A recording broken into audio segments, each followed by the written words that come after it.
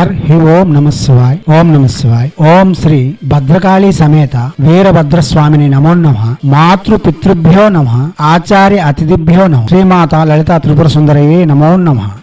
శివశక్తి స్వరూపులారా, ఇప్పుడు చతుషష్ఠి యోగినిలలో 43వ యోగిని అయిన భైరవి సత్య సుకారిణి యోగిని మంత్ర సాధన గురించి చెప్పుకుందాం. ఈ మంత్ర సాధన చేయడం వలన అత్యుత్తమమైన స్వచ్ఛత అనగా ఆరోగ్యము మరియు మనశ్శాంతి, సకల విధములైన శత్రునాశనము, సకల విధములైన శ్రేయస్సులు లభించగలవు. కాగా లగ్న దేహ సాధనలకు, తంత్రములలో నిగూఢ రహస్య సాధనలకు ఈ భైరవి సత్య సుకారిణి యోగిని చాలా వరకు సహకరిస్తుంది. శ్మశాన వాటికలందు మరియు అష్ట స్త్రీలు 8 మంది స్త్రీలతో లగ్న దేహంతో చేసే యోగములన్నీ ఈ భైరవి సత్య సుకారిణి యోగిని ద్వారా సుసాధ్యమవుతాయి. అత్యున్నతమైన సాధనలు చేస్తూ సాధనలో తంత్ర యోగంలో శిఖరం చేరుకునేందుకు ఈ భైరవి సత్య సుకారిణి చాలా వరకు సహకరిస్తుంది. ఇతర విషయములకు మాతో ప్రత్యక్షంగా సంప్రదించి మీరు ఇటువంటి మంత్రములు చేయవలసి ఉంటుంది. మానసికంగా ఏమి కోరుకున్నా, ఏ స్థాయికి చేరుకోవాలన్నా ఈ మంత్రమునకు సుసాధ్యం. దివ్యాత్మ స్వరూపులారా, ఇప్పుడు శ్రీ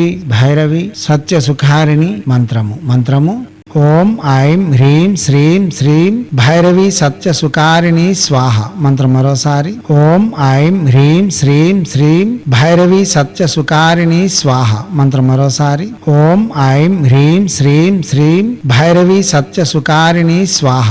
దివ్యాత్మ స్వరూపులారా, ఏ యోగిని ఉపాసన చేసినా వాచక జపమే చేయాలి. మానసిక ఉపాంశ జపం పనికిరాదు. ఎర్రని వస్త్రములు, తులసింజ మరసంజ, కులదేవతారాధన ఇష్టదేవతారాధన పూర్తి చేసుకుని తులసింజ మరసంజ కేవలం ఒక 108 చొప్పున జపం చేస్తూ రాత్రి 9 గంటల నుండి 1 గంటలోగా జపం చేయవలసి ఉంటుంది. సుష్ణాతులై ఉంటూ శుచి శుభ్రతలు పాటిస్తూ మద్యపానం, మాంసభక్షణ, పరస్త్రీ వ్యామోహం పూర్తిగా నిషేధించి జపం చేయవలసి ఉంటుంది. మనం ఇప్పుడు చెప్పుకునేవి చతుషష్ఠి యోగినులు కాబట్టి వీటి విధానాలన్నీ ఒకేలాగా ఉంటాయి. 16 రోజులు రోజుకి 16 మాలలు జపం చేసినా లేదా 22 రోజుల్లోగా 1,00,000 జపం పూర్తి చేసిన యోగిని యొక్క అనుగ్రహముతో సకలము పొందవచ్చు. మనం ముందు చెప్పేవి పొందవచ్చు.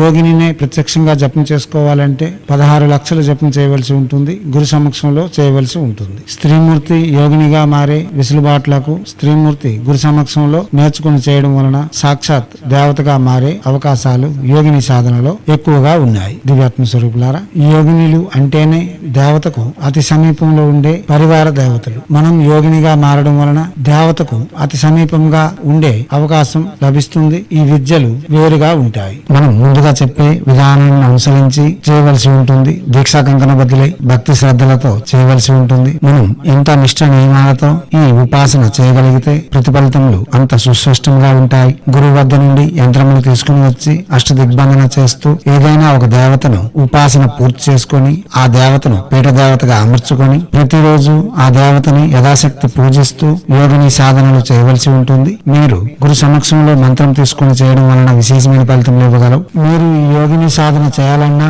లేక యక్షిని సాధన చేయాలన్నా కవచములు, అష్ట దిగ్బంధన యంత్రములు, ఆకర్షణ తిలకముల కొరకు మేము డిస్ప్లేలో చూపిస్తున్న నెంబర్లను సంప్రదించగలరు. ఆపదల నుండి లేక తక్షణ ఫలితం పొంది ఉపశమనం పొందేందుకు మంత్రములు ప్రత్యక్షంగా కూడా జపం చేసుకోవచ్చు. దివ్యాత్మ స్వరూపులారా, అవగాహన పెంచుకునేందుకు ప్రసంగమైన విని అవగాహన పెంచుకొని జపములకు ఉపక్రమించండి. చేయండి. చేసి తగు ఫలితములను పొంది యోగుల యొక్క అనుగ్రహంతో సకల విధములైన శ్రేయస్సులు, ఆనందకరమైన జీవితము మరియు సాధనయందు ప్రేరేపణ పొందుతూ మనం ముందుకు సాగగలం. కాగా యోగిని విద్య అన్నది ప్రత్యేకించి ఉంటుంది. అది గురు సమక్షంలో స్త్రీలు చేయవలసిన విద్య. స్త్రీలు ప్రత్యక్షంగా యోగినిగా మారే ప్రక్రియలు వేరుగా ఉంటాయి. ఇప్పుడు మనం చెప్పేవన్నీ యోగిని యొక్క అనుగ్రహం పొందేందుకు చెప్పబడుతున్నాయి. ఇవన్నీ చేసి మనం మన సాధనలో ముందుకు పోతూ మన మనస్కామ్యములను నెరవేర్చుకుంటూ ఆనందకరమైన జీవితం గడపాలని హైందవ సనాతన ధర్మ ఋషులు మనకు అందించిన విద్యలు వినియోగించుకోవడంలోను భారతీయ సంస్కృతి సాంప్రదాయాలు కాపాడడంలో ముందంజలో ఉంటూ మన ఆచారాలలో వస్తున్న మర్మ రహస్యాలను, విజ్ఞానమును ప్రపంచానికి వెలుగెత్తి చాటేందుకు మీ వంతుగా కృషి చేయాలని కోరుతూ ఎప్పుడూ మీ సేవలో రత్నశ్రీ హిందూ సేవా సమాజ్ ఆచార్య భీమసింగ్ రవికుమార్ ఆఫ్ నిఖిలానంద సాగర్ మహారాజ్.